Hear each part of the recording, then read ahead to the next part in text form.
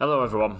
So, I've wanted to do this podcast for a very long time and just seem to dance around the idea of doing this podcast and not going ahead with it. I experimented a little bit with this type of podcast on my second episode of Stay Humble podcast, where I did a podcast on my own, and I felt at the time that it was very short and it didn't have a lot of content, and I didn't really want to do a podcast on my own. But with hindsight and thinking back about the podcast, realistically, this should have been my very first podcast in terms of for the listeners and people that have been guests as well, to understand what Stay Humble came from or what Stay Humble is about. And I think I should have always looked to do this as my first podcast, and I think it's the right time for myself to do this podcast now. And I wanted to take you back into the year 2018. So I can recall that summer being particularly one of the nicest weather we've had in a long summers. That year as well was during the World Cup, when England was doing really well in the World Cup, and the general sort of atmosphere in the country at the time was very upbeat. Obviously, that been the part of the factors of the nice weather, and the English national football team were doing really well, but I wasn't feeling that way at all. I was not like that at all. I was really sort of struggling with my sort of. I was just struggling at that time. As I went into 2018, I'd been made part-time from my job, and I'm particularly looking around for job after job was becoming a grinding affair, and really bogged me down in terms of my mental state, in terms of looking for jobs and not getting anywhere.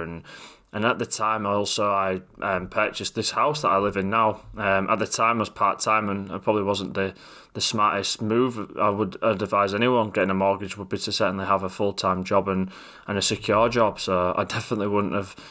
I should have thought more about that. And within that same weekend of purchasing this house, I also purchased a puppy. So in 48 hours, I had the stress of moving house into a new house, and I had the stress of having a new puppy put together. And during that week also, I had a really important job that I put a lot of time and effort, like travelled to do certain training courses and training tasks to do within the job. And unfortunately, I was unsuccessful. And that day, I really broke down in front of my girlfriend and really struggled to understand how I was feeling. I was so down. I was just so devastated at just not being able to get the position to sort of better myself in terms of having something full-time and secure, and not knowing what the next step would be. And that following weekend was also a year anniversary since the death of my grandma, and again another further sort of something I maybe held within myself for over a year was just grieving. I didn't grieve. I didn't sort of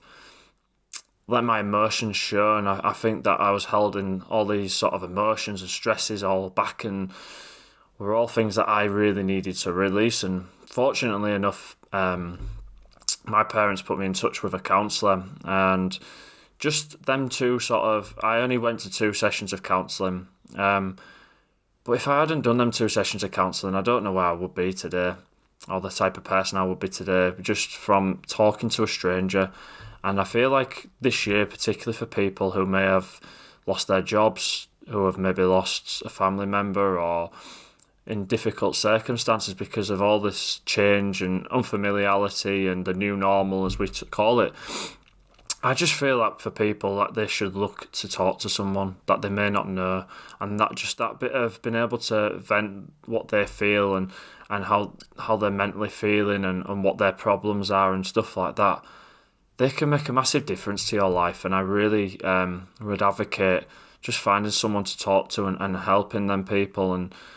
And that was one of the biggest things for me to help me see how I could improve as a person, certainly not just for myself, how I could be a better partner for my girlfriend, how I could be a better son for my parents, and how could I be a better friend for my friends too.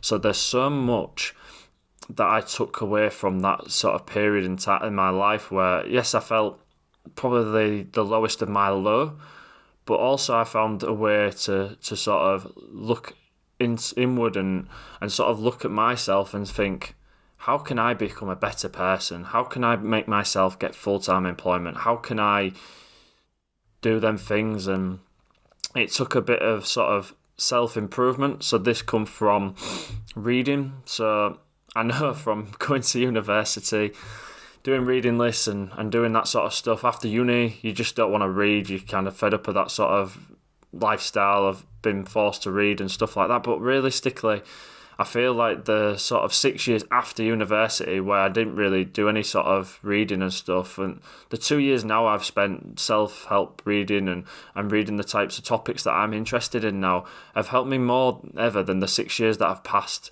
I think I would certainly have seen some real growth in myself if I had done that sooner. So one of the things I would highly recommend to people is to try and invest in the reading and not give up on it. It's not just for children, it's for everyone. And the other thing I found that really helped me was just through podcasts. So as I've started my own podcast, but before that I was, spending my times in the winter walking the dog and sort of didn't know, just kind of found there's plenty of time and periods there where I could further develop myself, and I used that time through podcasts, listening to podcasters and different things that I could use to sort of an audible way of just, listening through your ears and ways to sort of learn further and push myself in terms of taking little hints and tips, and that's kind of how sort of Stay Humble kind of become, because it kind of started to happen when lockdown began, and I thought a lot of the fact that I've spent several years investing in sort of my reading and listening and stuff like that, and I thought all this information I could pass on to people. And at first I thought about Instagram and looking at blog posts and maybe setting up a blog or something like that, but from a lot of the stuff I listen to now is that blogs aren't that what it was, and I really wanted to try and find a way I could connect and share my ideas and thoughts with like-minded people, particularly as guests. And I stumbled across the idea of deciding that I would like to do a podcast. And for myself, I'm what a lot of people would say as an introvert. I'm very introvert. I'm very shy looking how I sort of avoid sort of socialising. I feel like maybe my body language, I struggle with eye contact, I struggle with sort of them sort of things where my downsides and stuff, but I am really working on trying to be much more extrovert, and I've looked at ways just to improve sort of my tone of my voice, my body language. I can still see myself not trying to use my hands as much as I could do a bit more better with them, or just sort of things that I could improve and probably put myself in a way that I could become a better at sharing my information. So I've put myself in an uncomfortable place. So like this is like a controllable for myself, that I'm interacting and trying to become a better social animal. And I think that is what I've tried to get across with my podcast in terms of my guests, and really try to work on how I could be better. And what I will be putting out in the next few weeks next few days, in fact, is that I'm going to be sharing some questions for sort of people that have listened to my podcast and really would appreciate the feedback in terms of the podcast. I would really appreciate any feedback in terms of good, bad, in between. I just want to make sure that next year that I can provide a better podcast and find out the type of people that you would like to have on the podcast and what I could do to really change it up. But I really appreciate people for listening, for sharing, for following the podcast, and I hope that 2021 I could do so much more with the podcast and make it grow. And I would like to wish everyone a Merry Christmas.